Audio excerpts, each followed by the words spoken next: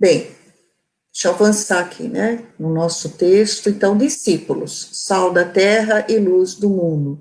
Esses são os ensinos diretos de Jesus, é uma maneira de estudar, né? Qual seria o objetivo desse nosso estudo hoje? É interpretar, à luz do Espiritismo, a citação evangélica que informa serem os discípulos do Cristo o sal e a luz do mundo. O que será que Jesus quis dizer com essa afirmação? Primeiro, vamos ao texto evangélico, né? Essa tradução que eu estou colocando aí para vocês, ela faz parte da Bíblia Sagrada da Nova Versão Internacional, NVI, tá? Então, talvez algumas palavras aí fiquem diferentes do Evangelho segundo o Espiritismo, o texto que a gente tem lá, mas o significado é o mesmo, está um pouquinho mais moderno, tá? Então, vamos lá, no capítulo 5, versículo 13 a 16. Versículo 13. Vocês, são o sal da terra. Mas se o sal perder o seu sabor, como restaurá-lo? Não servirá para nada, exceto para ser jogado fora e pisado pelos homens. Versículo 14. Vocês são a luz do mundo. Não se pode esconder, uma correção ali, não se pode esconder uma cidade construída sobre um monte. Versículo 15. E também ninguém acende uma candeia e a coloca debaixo de uma vasilha ou alqueire, em algumas traduções. Ao contrário, coloca no lugar apropriado e assim ilumina todos os que estão na casa. Versículo 16, assim, brilhe a luz de vocês diante dos homens, para que vejam as suas boas obras e glorifiquem o Pai de vocês que estás nos céus. Vamos observar essa passagem de Mateus, ela vem logo após as bem-aventuranças. Então, Cristo, após revelar as bem-aventuranças ao povo que estava caído, que estava muito necessitado, ele traz essa mensagem, e vem essa passagem, e aí ele faz uma mensagem direta aos discípulos. Por que essa mensagem direta aos discípulos? Para dizer a eles as responsabilidades e conscientizá-lo dos compromissos que eles deveriam assumir, pois os discípulos seriam, então, seus colaboradores diretos. Comecemos pela primeira parte, né? Vocês são o sal da terra. Apenas ainda é a introdução, a gente vai entrar mais a fundo, mas que relação haverá entre o sal e os discípulos do Senhor? Que pretendia o mestre dizer com essas palavras? Vou ler a passagem toda, tá? Vós sois o sal da terra, singular analogia, que relação haverá entre o sal e os discípulos do Senhor?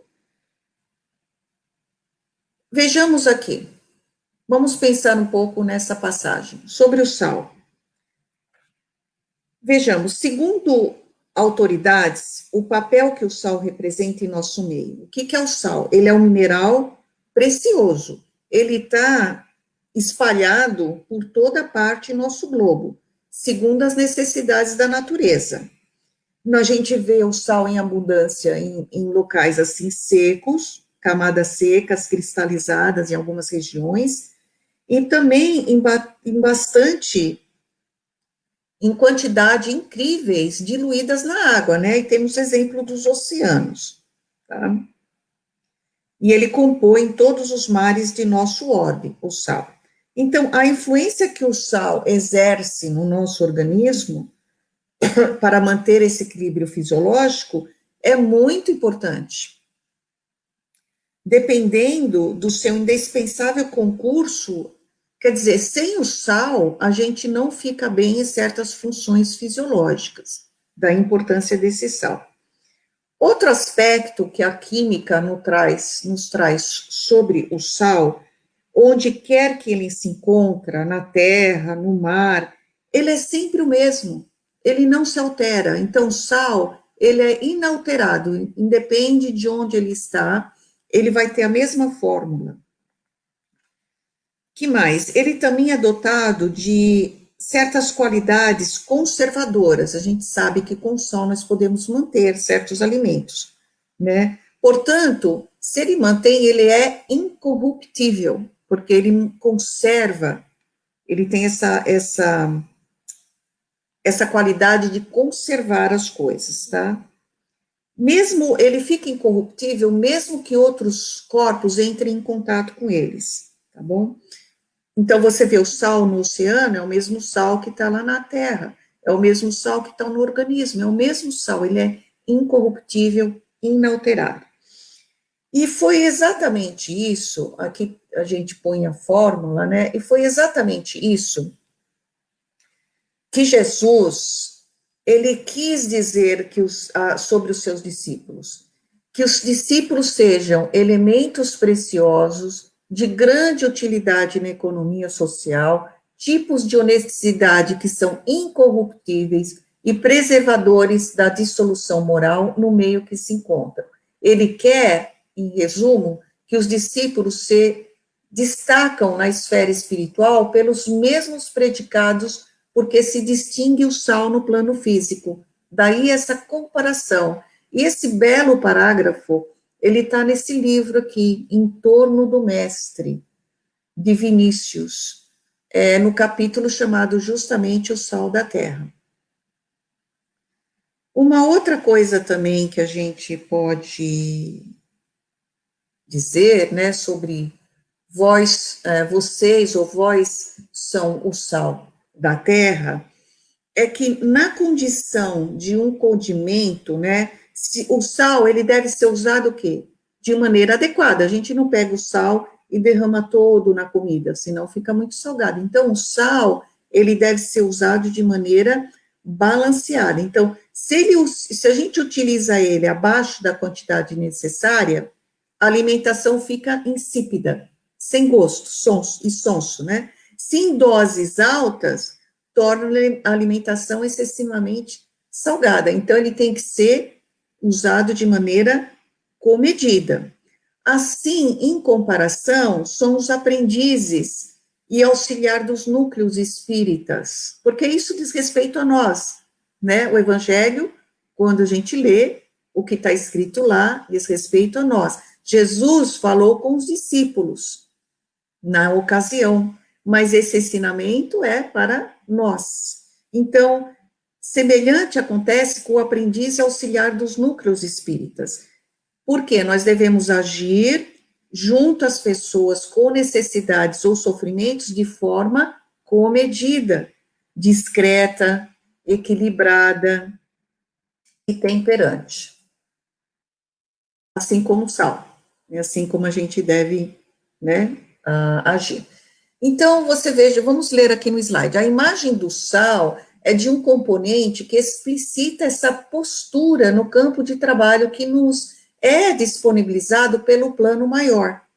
Simboliza um imperativo do equilíbrio, principalmente das emoções, assim como a utilização dos valores morais e intelectuais que nós já dispomos com segurança, a fim de que possamos cooperar de modo coerente e eficiente na tarefa que nos é confiada. Que tarefa é essa? A tarefa de espalhar e divulgar o Evangelho do Cristo. Tá? Então, as nossas ações devem ser comedidas, discretas, equilibradas e temperantes, assim como o sal. E era exatamente isso, desculpem, e era exatamente isso que o Cristo estava dizendo aos apóstolos. Prosseguindo aqui, ainda falando sobre vós, sois o sal da terra, ele tem esse aspecto da conservação, né? Outro aspecto que o sal sugere é o da conservação.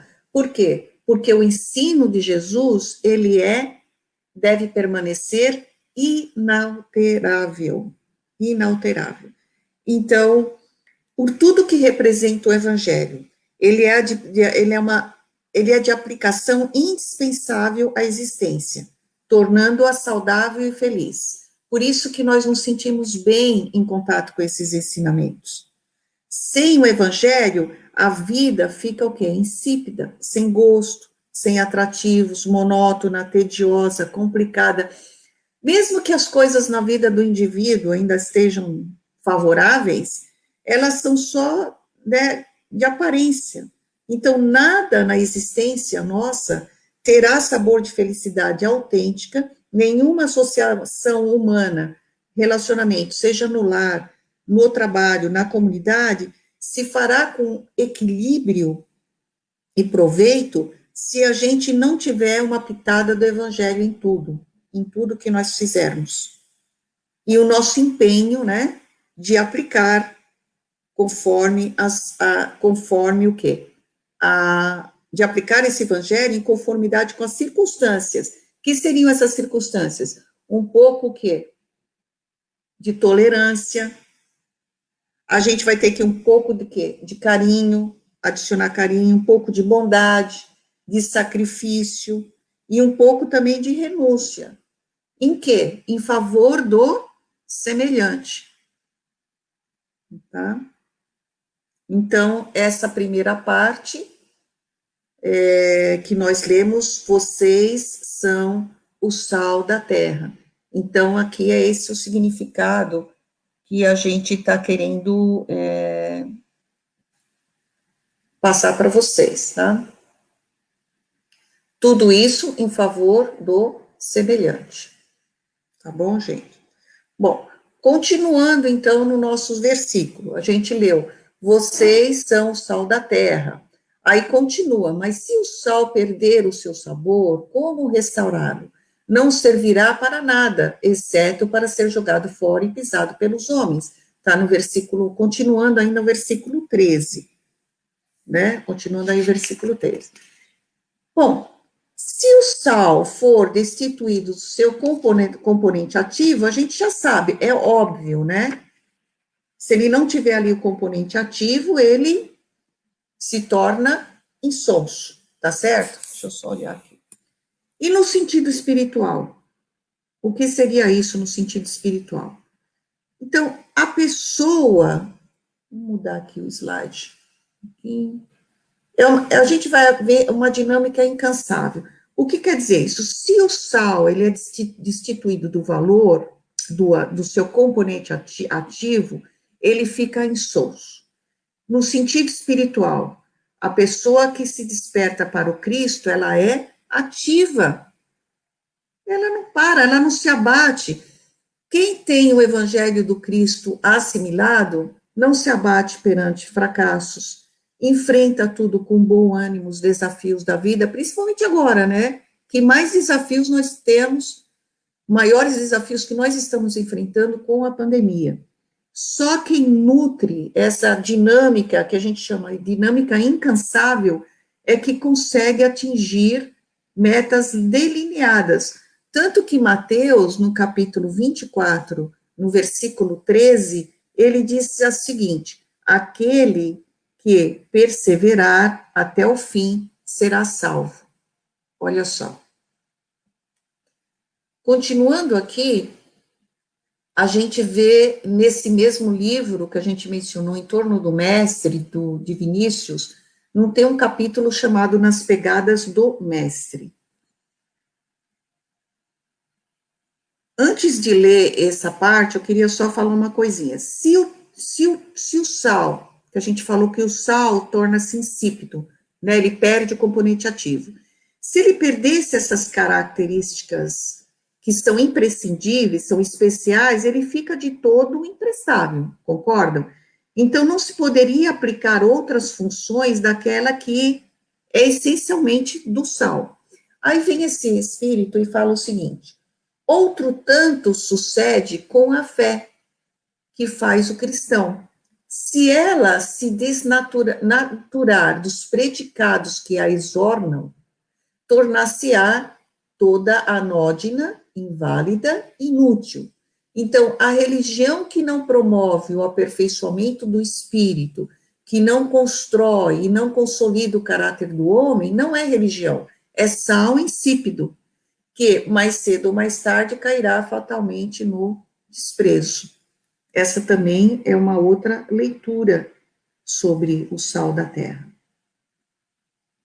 Então, se os discípulos do Cristo são o sal da terra, se eles são o sal da terra, eles não devem se tornar insípidos, isto é, corruptíveis ou contaminados pelas influências inferiores que afastariam eles da vivência do Evangelho. Então, era isso que o Cristo estava querendo dizer, isso serve para a gente também. O legítimo servidor, onde quer que se encontre, está sempre orando e vigiando. Então, tem a questão do orar e vigiar, está sempre em contato com esses ensinos. Ainda nesse livro, não permanece um instante inativo, age sempre, dá-se a conhecer como as árvores, pelos frutos que produz, isto é, pela ação que exerce, não se oculta, é uma revelação permanente. Pelo exterior, pode confundir-se com outros minerais, mas entrando em relação com ele, sua essência revela-se pronta e distintamente.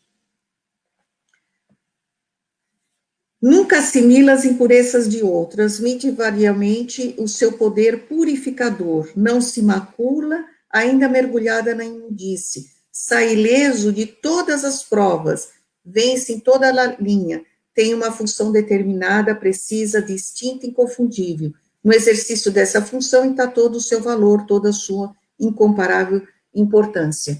Essa comparação com o sal, muitas pessoas passam por dificuldades, por exemplo, eles perdem a fé, ficam revoltados contra Deus, às vezes é uma perda, né, significativa na vida da pessoa, de alguém. Então, a gente deve se mostrar o quê? Nunca deve transmitir, sai ileso de todas as provas, vence em toda a linha, né? Exatamente o sal, não é? Ele não permanece ali, ele não permanece o mesmo o tempo todo. Assim devemos ser nós com relação a tudo. Muito bem. Continuando no versículo 14 agora, que ele fala, vocês são a luz do mundo, ou na outra versão, vós sois a luz do mundo. Mateus capítulo 5, versículo 14. Essa afirmativa de Jesus revela ser mais ainda uma proposta o quê? Educacional. O que ela tem a ver? Ela tem a ver com a nossa evolução espiritual. Por quê? Porque nós caminhamos o quê? Das trevas que nós estávamos, ou estamos, né, para a luz. Então, a luz aí passa a ser um ponto de referência no nosso sistema, porque ela se irradia por todo o universo. E nos planos mais profundos da alma, ela vai ser o clareador da mente, na razão e no sentimento, que garante o quê? Segurança e reconforto. Então, como nós somos aprendizes de Jesus, os discípulos sinceros estão sempre, a gente está sempre querendo o quê? Refletir essa luz, refletir maior ou menor limpidez da luz soberana que irradia, em plenitude, que é a do próprio Cristo. Então, Jesus estava falando para os discípulos e para nós, vocês são a luz do mundo. Jesus é a fonte dessa luz, e nós refletimos essa luz para o mundo. E é interessante que tem essa pergunta do capítulo do Livro dos Espíritos, que é a questão 632, olha o que diz. Confiou Deus a certos homens a missão de revelarem a sua lei? Os espíritos veneráveis esclarecem, indubitavelmente, quer dizer, sem dúvida, em todos os tempos, houve homens que tiveram essa missão, São espíritos superiores que encarnam com o fim de fazer progredir a humanidade. Então, diante da multidão sofrida que caminha na nossa marcha evolutiva, que somos nós, é importante que aqueles que saibam mais, não guardem segredo. Não guarde aquele conhecimento adquirido para si mesmo. Então, esse conhecimento, ele precisa ser o quê? Espalhado, ser compartilhado com outros irmãos da humanidade. Então, são conquistas grandiosas que não podem ser escondidas ou guardadas de forma egoística. Então, é isso que, por exemplo, que a gente faz hoje. A gente tenta o quê? Revelar, passar esses conhecimentos ao máximo de pessoas possíveis. Aí vocês, por sua vez, assimilando esses conhecimentos, num momento, às vezes, até propício, numa vivência no trabalho ou em casa, vocês vão lembrar do Evangelho e vão, naquele momento, agir de acordo, ou também esclarecer a outro que está precisando daquela informação. Nós vamos ler agora essa passagem do Vinha de Luz, que é os 2 próximos slides, que é muito, muito bonita. Então, se refere ao versículo 14. Não se pode esconder uma cidade construída sobre um monte. O que quer dizer isso?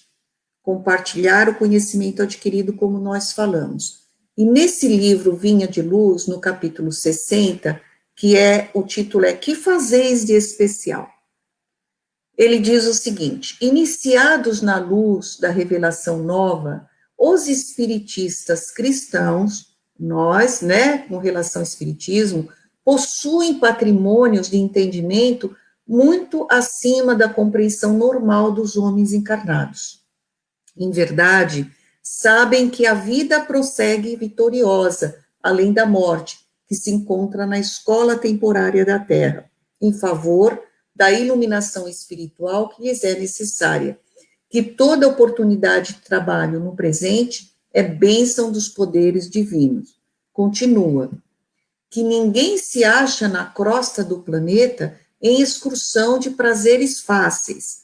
Quer dizer, a gente não está aqui de férias, Mas sim em missão o quê? Nós estamos aqui para nos aperfeiçoarmos, que a existência na esfera física é abençoada oficina de trabalho, resgate e redenção, e que os atos, palavras e pensamentos da criatura produzirão sempre os frutos que lhe dizem respeito no campo infinito da vida, que é a lei de ação e reação, que nós estamos sujeitos, É um texto muito bonito que faz a gente refletir bastante sobre o significado da nossa existência.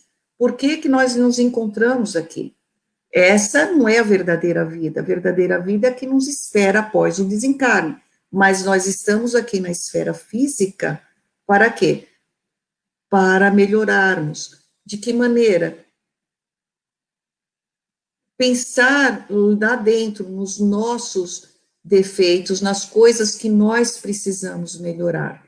E cada conhecimento espetacular que a gente consegue absorver desse evangelho, a gente tente divulgar para o outro, tente ajudar aquele que precisa. É para isso que nós estamos aqui, Como diz o texto.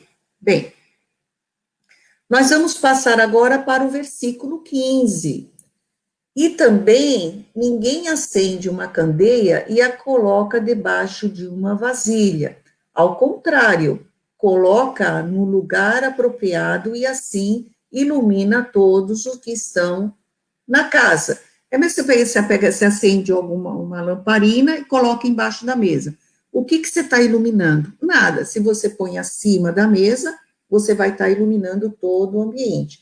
Então, o que será que Jesus compara os ensinamentos com a luz?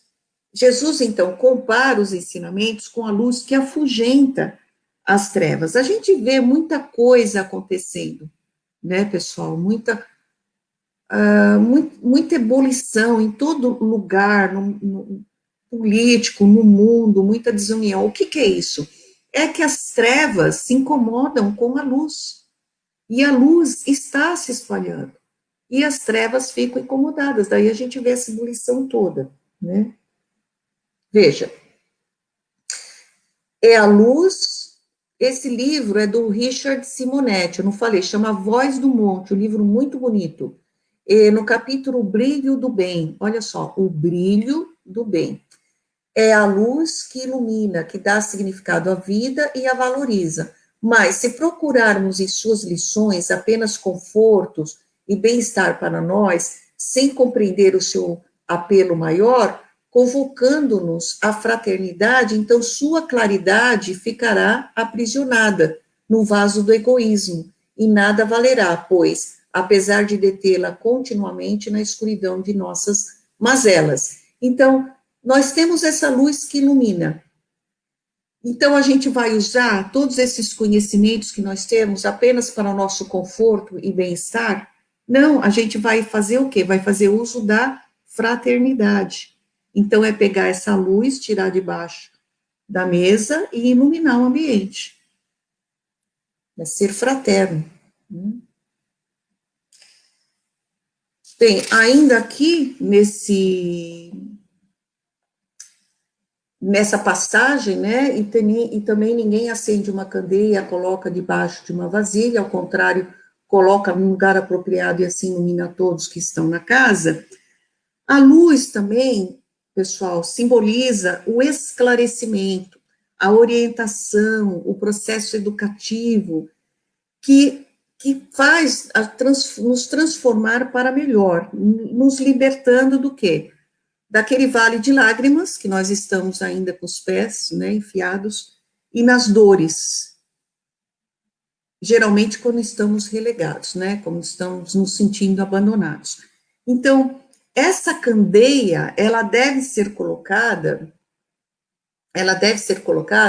não debaixo de um alqueire, ou vasilha, como algumas traduções, mas encoberta pela indiferença ou interesses pessoais, mas no velador, ou seja, no lugar apropriado, para que possa oferecer luz a todos. Veja, encoberta pela indiferença ou interesses pessoais. Então, é óbvio que cada um assimila de acordo com a sua percepção e seu piso evolutivo. A plena capacidade de irradiação da luz indica também o espírito de solidariedade, amor, cooperação, que deve estar nas relações humanas. Então, quanto mais solidários nós somos, quanto mais nós amamos, quanto mais nós cooperamos nesses ensinos, mais a nossa luz aparece. Eu acho que aí todos devem estar de acordo, né, com essa parte. A esse propósito,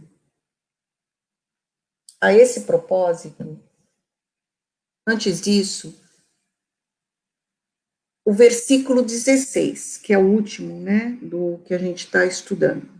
Não, ainda não é, ainda falta mais uma parte. Assim, brilhe a luz de vocês diante dos homens, para que vejam as suas boas obras e glorifiquem o Pai de vocês que está nos céus. Mateus capítulo 5, versículo 16. O vocábulo resplandeça, que a gente viu anteriormente, ele tem uma carga, eu vou voltar aqui e pedir uma licença para vocês.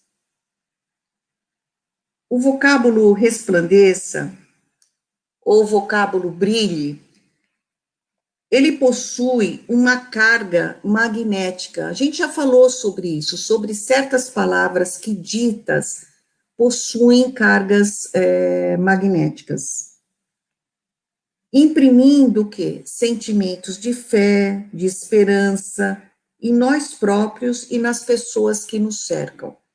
Então, o esforço de resplandecer os nossos sentimentos mais puros vai ser sempre aceito, percebido e aceito por alguém.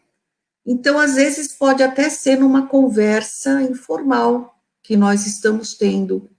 Uma palavra que você diz de conforto, uma palavra fraterna, aquilo funciona e muito e porque tem esse poder magnético, tá?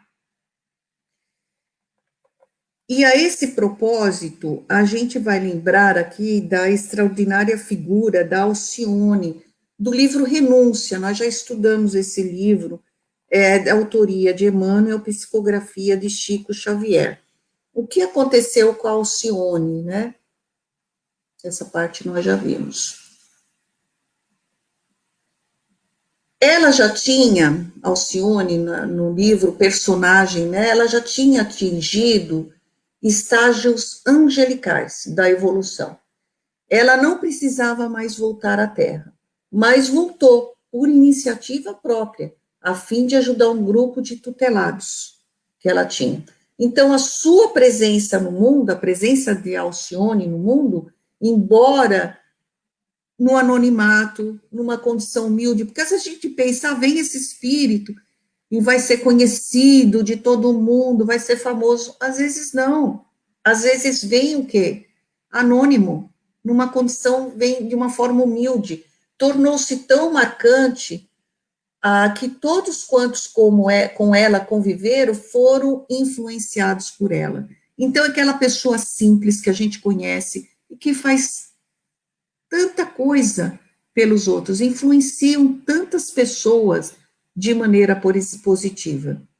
Outro exemplo que me vem à mente agora é da mãe de André Luiz. A mãe de André Luiz, se vocês lembram do livro Nosso Lar, também de psicografia de Chico Xavier, de autoria de André Luiz, ela não precisava mais reencarnar, mas no fim, para ajudar o marido e os dois espíritos que na vida, numa existência anterior, foram amantes dele e eles estavam em situações deploráveis, espiritualmente falando, então ela resolveu reencarnar num ato de amor, reencarnar de novo para formar uma família com ele, e esses dois espíritos que tinham sido amantes em outra existência iam ser filhas desse casal que eles iriam formar. Então, vocês vejam o ato de amor, e é de renúncia, não é? Porque ela estava já numa posição espiritual mais elevada e ela não precisava, mas num ato de renúncia, isso aqui é brilhar a luz, que Cristo fala, brilhe a vossa luz, é brilhar essa luz que está dentro de nós. Né? Agora sim, né, nós chegamos aqui, aquela parte, a gente estava falando continuamos no versículo 16, mas a gente vai nessa parte, e glorifiquem ao Pai de vocês que estás no céu. Olha, o Pai está sempre nos céus. O que seria céus aí, entre aspas? São os planos de vibrações mais elevados.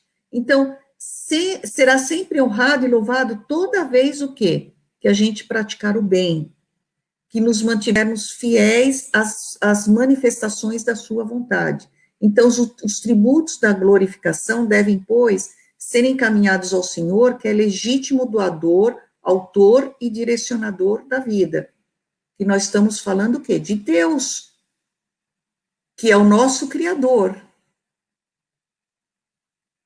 Então, toda vez que nós estivermos agindo dessa maneira, nós estamos em conexão com esses planos mais elevados.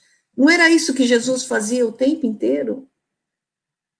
O tempo inteiro ele estava em conexão com o Pai. O tempo todo.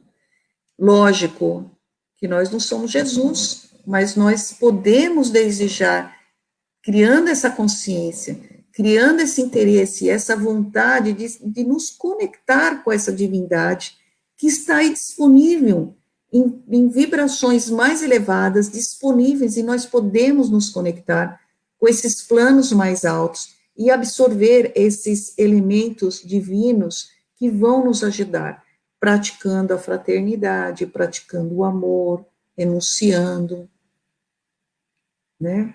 Porque ele é que é o doador dessa força, essa energia, essa luz, né? para finalizar, gente, a nossa aula foi bem curtinha. Se sentirmos Deus como nosso Pai, reconheceremos que os nossos irmãos em toda parte, que nossos irmãos se encontram em toda parte, e estaremos dispostos a ajudá-los, a fim de sermos ajudados, mais cedo ou mais tarde. A vida só será realmente bela e gloriosa na Terra quando pudermos aceitar por nossa grande família a humanidade inteira.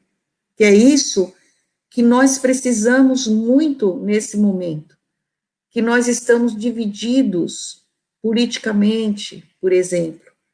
Entender que aquele que não pensa como a gente não é o nosso inimigo. Aquele que comete uma ação do mal, ele não é o nosso inimigo. Ele ainda é o espírito que não entendeu a mensagem. É o espírito que não entendeu o propósito da vida. Então, quando a gente começar a olhar as pessoas à nossa volta como verdadeiros irmãos, aí então a mudança vai acontecer. Tá? Era essa mensagem que a gente queria passar para vocês hoje. E apenas lembrar, para fechar, né, fazer esse fechamento,